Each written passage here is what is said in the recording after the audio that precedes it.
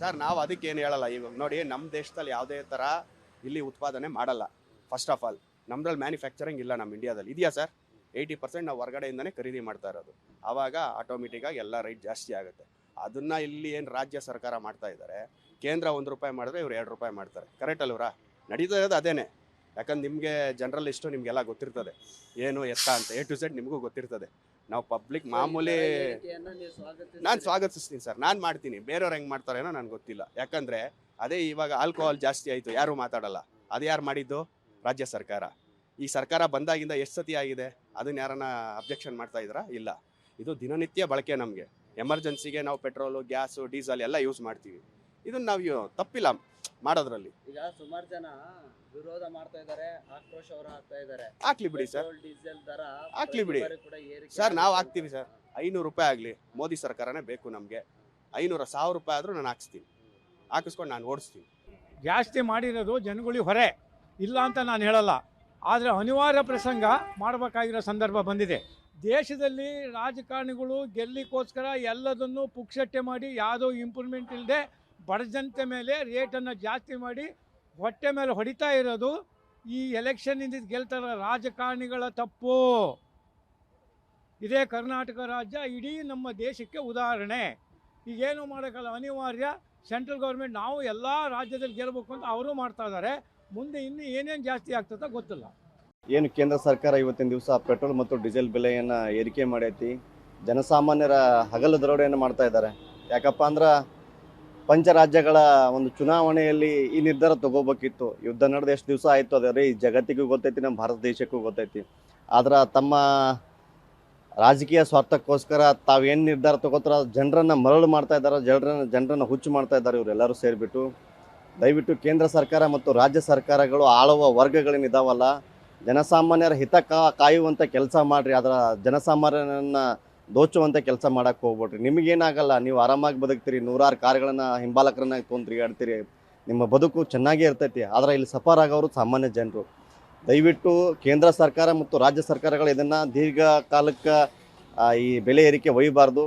ಜನಸಾಮಾನ್ಯರಿಗೆ ಹೊರೆಯನ್ನು ಮಾಡಬೇಡ್ರಿ. ಯಾಕಂದರೆ ಪಂಚರಾಜ್ಯಗಳ ಒಂದು ಚುನಾವಣೆಯಲ್ಲಿ ನೀವು ಈ ನಿರ್ಧಾರ ತೊಗೊಂಡಿದ್ರೆ ಎಷ್ಟೋ ಲಕ್ಷಾಂತರ ಜನರಿಗೆ ಹೆಲ್ಪ್ನೂ ಆಗ್ತಿತ್ತು, ನಿಮಗೂ ಸರ್ಕಾರಕ್ಕೂ ಇದು ಭಾರ ಆಗ್ತಿರ್ಲಿಲ್ಲ.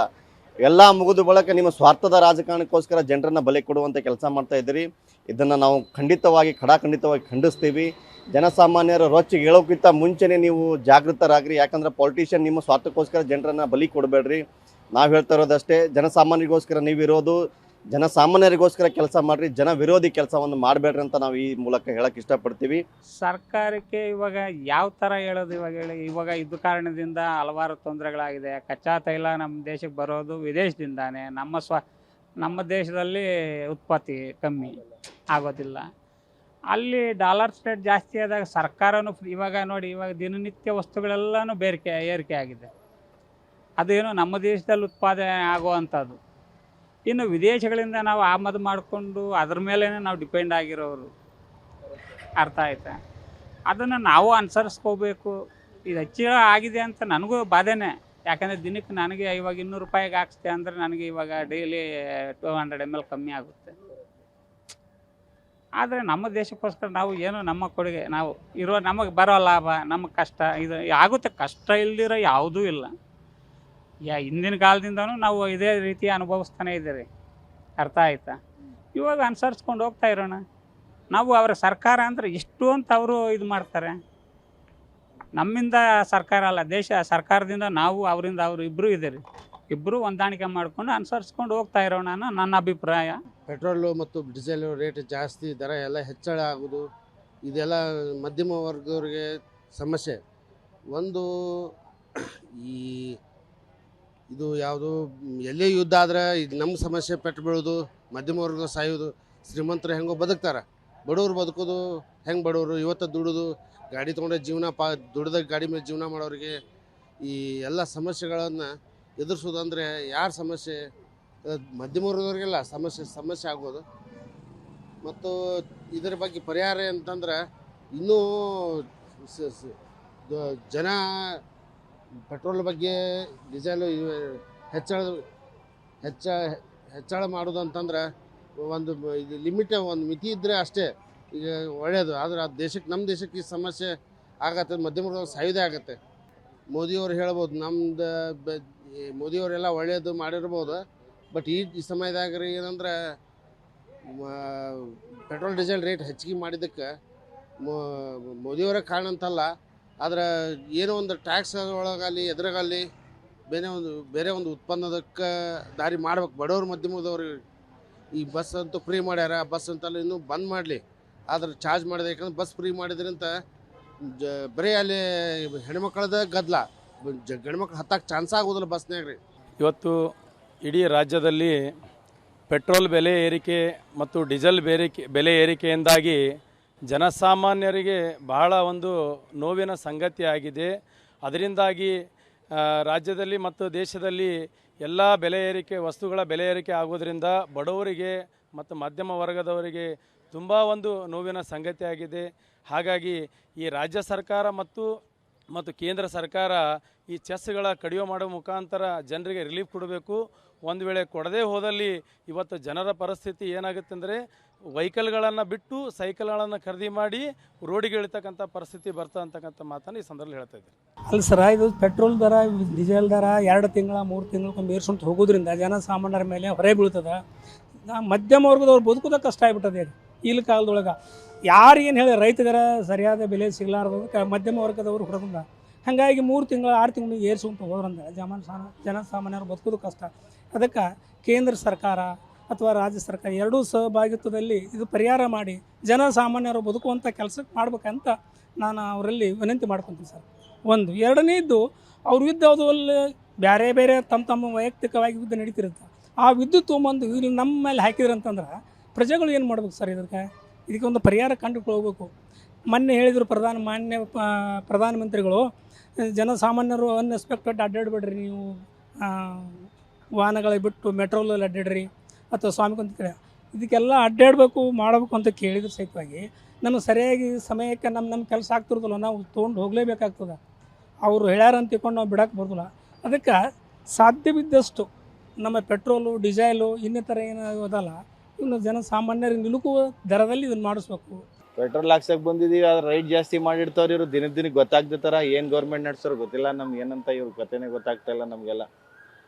ಇವ್ರು ಪರಿಚಯ ಮಾಡಿಕೊಡಲ್ಲ, ಏನು ಹೇಳಲ್ಲ, ಎಂಥದ್ದು ಧಳಾರ ಅಂತ ಮಾಡಿಬಿಟ್ರೆ ನಾವೆಲ್ಲಿಂದ ಹೋಗೋದು? ಜನಸಾಮಾನ್ಯರು ಎಲ್ಲಿರ್ತಾರೆ? ಯಾರು ಬದುಕೋದು ಈ ರೀತಿ ಮಾಡ್ತಾನೆ ಇದ್ರೆ ಎಲ್ಲ ಬೆಳೆಸ್ತಾರೆ. ಅಲ್ಲಿ ನೋಡಿದ್ರೆ ಸೆಂಟ್ರಲ್ ಬೇರೆ, ಅವ್ರು ಬೇರೆ ರೇಟ್ ಜಾಸ್ತಿ ಮಾಡ್ತಾನೆ ಇರ್ತಾರೆ. ಪೆಟ್ರೋಲ್ ಜಾಸ್ತಿ ಆಯಿತು, ಬಾಳೋದಕ್ಕೆ ಆಯಿಲು ತಿನ್ನಬೇಡಿ, ಏನು ತಿನ್ನಬೇಡಿ ಅಂತಾರೆ. ಮುಂದಕ್ಕೆ ಏನು ಜೀವನ ನಡೆಯುತ್ತೋ ಗೊತ್ತಿಲ್ಲ. ನಮ್ಮ ದೇಶ ಎಲ್ಲಿ ಹೋಗ್ತಾ ಇದೆ ಗೊತ್ತಾಗ್ತಾ ಇಲ್ಲ. ನೀವೇ ಸುಧಾರಿಸ್ಬೇಕು.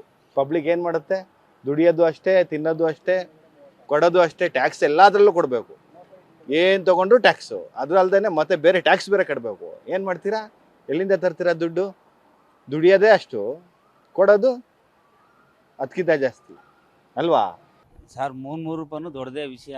ಗ್ಯಾಸ್ ರೇಟ್ ಎಲ್ಲ ತುಂಬ ಜಾಸ್ತಿ ಆಗಿದೆ. ಈಗಲೂ ನೋಡ್ರಿ 35 ರೂಪಾಯಿ ಲೀಟ್ರ್ ಇತ್ತು ಅವಾಗ LPG, ಆಮೇಲೆ 67 ರೂಪಾಯಿ ಆಯಿತು ಪೆಟ್ರೋಲು. ಈಗ ನೋಡ್ರಿ CNG ಅವಾಗ 45-50 ರೂಪಾಯಿ ಇತ್ತು, ಈಗ 87 ರೂಪಾಯಿ 75 ಪೈಸೆ ಏನೋ ಆಗಿದೆ. ಈ ಥರ ರೇಟ್ ಆದರೆ ಸಾಮಾನ್ಯ ಜನಂತೂ ನಿಜವಾಗ್ಲೂ ಬದುಕೋಕ್ಕಾಗಲ್ಲ, ಆಯಿತಾ? ಈಗ ಡೈಲಿ ಕೂಲಿ ಮಾಡಿ ಜೀವನ ಮಾಡೋರು ಡೈಲಿ ಪೆಟ್ರೋಲ್ ಬೇಕೇ ಬೇಕಲ್ಲ ಓಡಾಡೋಕ್ಕೆ. ಈಗ ತುಂಬ ರೇಟ್ ಆಗಿದೆ. ಸರ್ಕಾರ ಕೇಳ್ಕೊಳ್ಳೋದು ಏನಂದರೆ ದಯವಿಟ್ಟು ರೇಟನ್ನು ಕಡಿಮೆ ಮಾಡಿರಿ, ಕಡಿಮೆ ಮಾಡಿ ಸಾಮಾನ್ಯ ಜನ ಇದ್ದಾರಲ್ಲ ಅವರಿಗೆ ಬದುಕೋಕ್ಕೆ ಅವಕಾಶ ಮಾಡಿಕೊಡಿ. ಹೆಂಗಂದ್ರೆ ಹಿಂಗೆ ಜೊತೆಲೆ ಸಾಯೋದೆ. ಹೆಂಗೆ ಬದುಕಂದ್ರೆ ಯಾರೇ ಬಂದ್ರೂ ಬದಲಾಗಲ್ಲ. ಬಡವರಾಗಿ ಸಾಯಬೇಕು, ಜೀವನ ಉದ್ಧಾರ ಎಲ್ಲ ಆಗಲ್ಲ. ಇನ್ನೂ ಏನೇನು ಮಾಡೋಕ್ಕೆ ಕಾಯ್ಕೊಂಡಿದ್ದಾರೆ ಈ ಜನನ, ಇನ್ನೇನು ಹೇಳೋಕ್ಕಾಗತ್ತೆ ಅವ್ರ ಬಗ್ಗೆ? ಜೀವನನ ಅಷ್ಟೇ, ಇವ್ರ ಜೊತೆಲಿ ಹಂಗೆ ಸಾಯೋದೆ. ಬರಾಗ ಎಲ್ಲ ಹೇಳ್ತಾರೆ ನಾನು ಅದು ಮಾಡ್ತೀನಿ ಇದು ಮಾಡ್ತೀನಿ ಅಂತ, ಬಂದಮೇಲೆ ಇವ್ರು ಚೆನ್ನಾಗಿ ನಮಗೆ ಮಾಡ್ತಾರೆ. ಇನ್ನೇನು ಹೇಳೋಕ್ಕಾಗತ್ತೆ? ಗ್ಯಾಸ್ ರೇಟ್ ಜಾಸ್ತಿ ಆಯಿತು, ತರಕಾರಿ ಬೆಲೆಗಳು ಜಾಸ್ತಿ. ಅದೇ ಹೇಳ್ತಾ ಇದ್ನಲ್ಲ, ಜೀವನನ ಅಷ್ಟೇ. ನಮ್ಮನ್ನು ಬಡವ್ರನ್ನೆಲ್ಲ ಸಾಯಿಸೋಕೆ ಪ್ಲಾನ್ ಮಾಡಿಬಿಟ್ರು. ಏನಾರು ಒಂದು ಮಾಡಿ ಸಾಯಿಸ್ಬಿಡೋಣ, ಬರ್ತಾ ಜನಸಂಖ್ಯೆನ ಕಮ್ಮಿ ಮಾಡೋಣ ಅಂತ ಐಡಿಯಾ ಮಾಡಿಬಿಟ್ಟವ್ರೆ. ಇನ್ನೇನು ಹೇಳೋಕ್ಕಾಗತ್ತೆ? 3 ರೂಪಾಯಿ ರೇಟ್ ಜಾಸ್ತಿ ಆಗಿದೆ ಅಂದರೆ ಸರ್ಕಾರನೇ ಸರಿ ಇಲ್ಲ.